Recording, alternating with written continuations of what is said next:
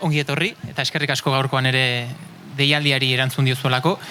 60 urte, 60 edizio, Donostiako su artifizialen nazioarteko lehiaketa ospatu zela. Aurten hori da ospatu edo oroituko duguna. Eta naiz eta 60 urte, 60 edizio ospatu, gazte, indartsu eta koloretsu dator aurtengo edizioa. Adinak ez du zertan baldintzatzen edizioa. Halakoxa izango da, gaztea, indartsua eta koloretsua, eta bereziki bi oinarri izango ditu. Sortzaileak, eta hemen dauzkazue, ezker eskubi, eta nola ez, polbora. Bi horiek izango dira geure oinarriak. 1964ean izan zen, edo ospatu zen lehenengo edizio hura, eta garai hartan duela 60 urte ikuspegi nahiko argia izan zuten, ze bi gauza uztartu zituzten. Argi zeukaten industriarentzat bideratutako ekitaldia behar zuela izan, erakustaldi bat, erakusketa bat, baino aldiz gozamenerako ekintza ere izan behar zen, su artifizialen hau. Eta lortu zuten, eta egia da 60 urte hauetan guztietan, lortu duela, garaietara egokitzen, eta bi oinarri sendoiek mantentzen. Industriak, etxe piroteknikoak hortxe daude, plaza garrantzitsua da hau, baina bestalde guztion gozamenerakoa den ekitaldia bada. Eta, erakustaldi horiek izan ziren besteak beste, su artifizial japoniarrak ez, Europan ikusten lehenengotariko plaza, honi esker izan zen besteak beste. Eta gaur egun, esan dezakegu, alaxe esaten dute behintzat adituek, munduan dagoen 3. edo 3 lehiaketa nagusien artean dagoela justu hauxe, Donostiako su artifizialen lehiaketa. Baina, gaur labur eta zehatz, 3 titular edo 3 berri nagusi. Bata, gure kartela, gure irudia, Maite Rosende, berak egin du, aurtengo irudia, gaueko suak, okerrez baldin banago. Ondo dakizuen bezala, ari gara Donostiako ekitaldi handien iruditeria berritze ariketa batean, eta horretarako nahi izan dugu tokiko bertako ilustratzaileekin lana egin dugu Danborradan, Kaldereroetan, egin dugu aste nagusian, eta tokatzen zitzaigun ere su artifizialei bere keinua egitea, eta horren emaitza hortxe daukazue, irudia. Bigarrena, esan dut, polbora izango zala protagonista, eta alaxe izango da. Zeintzuk izango dira urtengo etxe piroteknikoak? Izango dira urte hauetan guztietan sarituak izan diren etxe piroteknikoak. Eta besteak beste dauzkagu lehen edizio hura irabazi zuen etxea, bertan parte hartu zuen, oraintxe esango dizuete honen izena, Piroteknia Zaragozana izan zen, 1964ean berak irabazi zuen, eta besteak beste ere badugu Piroteknia Valentziana 23an eta 24an ere hementxe lehiaketa irabazi zuena. Beraz, hoiesek izango dira etxe piroteknikoak, dosierran dozkazue, baino izango dira palmaresean egon diren etxeak. Beraz, maila handiko, kalitate handiko lehiaketa erakustaldia izango da urtengoa. Eta 3. berria edo 3. notizia esan dut, sortzaileak, Maite Rosende, baino baita ere, kasu honetan musikagileak. Lehiaketa honi amaiera emango diogu erakusketa piro musikal batekin, musika, suak eta argi laserrak ere izango ditu. Eta zuzenekoari emango diogu garrantzia handia, eta parte hartuko dute besteak beste, Izarok, Jose Lontxo txarangak, txaranga donostiarrak, eta Janus Lester. Jokin, bera ere hemen izango dugulako, egun horretan, suak eta argia uztartuz, eta musikarekin batera, emanaldi berezi bat gauzatubaz, 60 urte hauek ondo borobiltzeko. Brevemente, 60 años, 60 ediciones, una edición que viene joven, con mucha fuerza y con mucho color, con 2 protagonistas, las y los creadores y la pólvora, cómo no. 1964 año de la primera edición, de aquella edición en la que con muy buena visión y muy buena perspectiva se quiso poner en marcha un concurso internacional que quería unar a la industria, una plaza como esta, para la muestra de la pirotecnia, pero también haciendo una aportación a las y los donostiarras o a todas las personas que querían disfrutar del espectáculo. Y durante estos 60 años eso se ha conseguido. Ha sabido adaptarse a los tiempos y mantener esos 2 pilares. Y aquí se dice que se vieron por primera vez en Europa los primeros fuegos artificiales japoneses, eso queda para la anécdota, y hoy por hoy dicen que estamos, así dicen los expertos, entre los 3 mejores concursos a nivel mundial. Pero 3 grandes ideas a destacar. La primera, el cartel de este año, Maite Rosende, la ilustradora, la creadora de la imagen, que luego nos explicará el proceso de creación que ha tenido, Como sabéis, vamos intentando hacer una aportación, ordenar la imagen de los carteles de la imagen festiva de la ciudad. Bueno, esta vez le agradecemos a Maite su colaboración, que bueno, ya había colaborado con el ayuntamiento con un precioso mural en Alza, entre otras cosas. Segundo protagonista, la pólvora.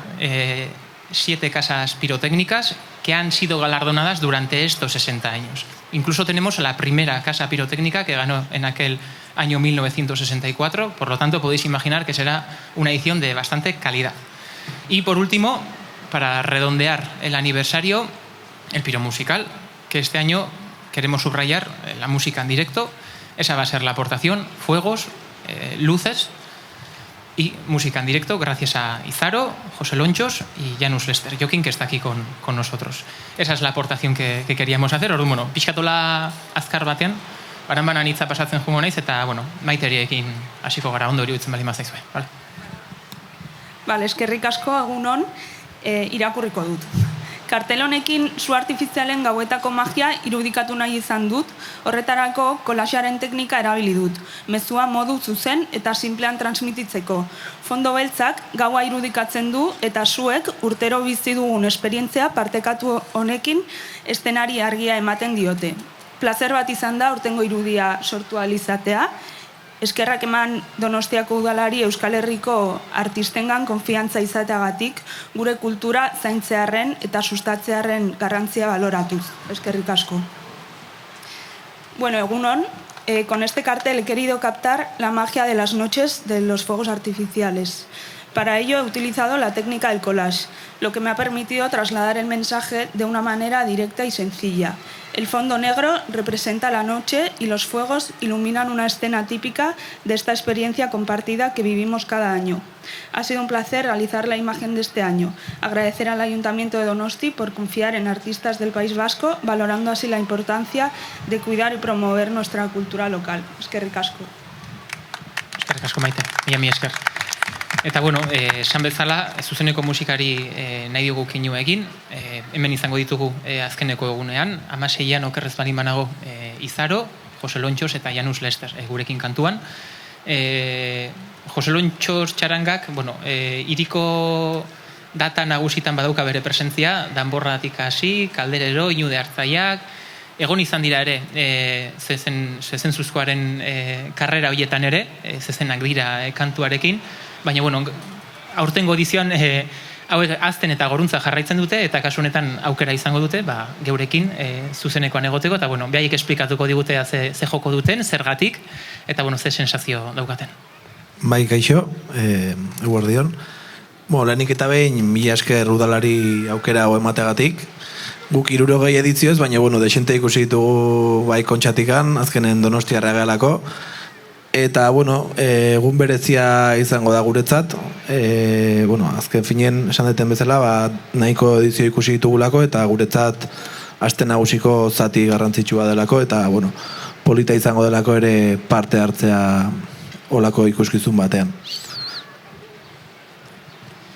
Bai, gu piro musikala irekiko dugu sarri-sarria abestiarekin. Azkenean txaranga guztiok errepertorian daukagun abesti tipiko bat da, eta ondo polita geratuko dela uste dugu. Gogoak ditugu haber nola gertatzen den ikusteko, eta pozik gaude parte hartzearekin.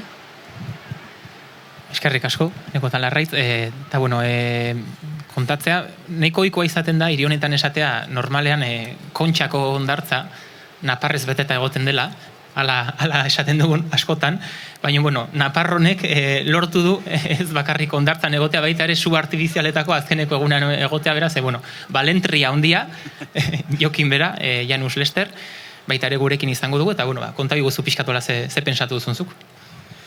Bueno, lehenik eta behin eskerrak eman ere bai, udalari egun honetan banerekin kontatzeagatik. Kontatuko dizuet, ni beratarra naizela, baina nire ama Donostiarra, martuteneko da. Eta urtero etorri izan gara Donostiara, zuak ikustera, ez 60 urtez, gure ez, baina bai txiki-txikian nintzenetik, gurasoekin, izego sabekin. Eta, bueno, zuek gure gana onjo bila etortzen zaten bezala, ni etorriko naiz Kontxara, zuetan parte hartzera, ilusio handiarekin, ze, pixkat, hainbat urtetan ilusioz hemen ibili den aurrori egongo delako zuen parte izaten, ez? Hil arte dantzan bezalako abesti dantzagarri batekin, energiaz betetako abesti batekin, eta nik uste dut gau magikoa izango dela. Omenaldi, oso borobila egiten saiatuko garela denok, eta mereziko dula ziur, ez? Saiatuko gara gure bai omenaldiaren alturan egoten, eta itxiera eder bat ematen zuei eta omenaldiari. Mila esker. Eskerrik asko, guztioi. Jokineko ondo aipatu du ez, danak dauzkagu oroitzapen honak, 60 urte luze hauetan, familian, lagun artean, bizitu izan ditugu zuak, alaxe da, publiko zabalari bideratutako ekitaldia da, al final Jokine resumía muy bien, 60 años que nos dejan sobre todo buenos recuerdos y eso es lo que queremos subrayar. Cada uno tiene los suyos, con amigos, familia. Creo que esa es la aportación que quiere hacer el Ayuntamiento, sobre todo Donostia Festa, cuando realiza cualquier tipo de actividad, sin ningún tipo de complejo, es dejar buen ambiente positivo en la calle y creemos que durante 60 años así se ha conseguido y esperamos darle un buen cierre a esta 60 edición también. Y Azaltza también destacar que como todos los años tenemos los jurados, los premios y agradecemos también a los colaboradores y patrocinadores que nos ayudan a que este concurso sea posible. Eskerrik asko beraz, eta hemendik aurrera galderarik edo zalantzarik baduzue, si tenéis alguna cuestión o pregunta, pues estamos a vuestra disposición.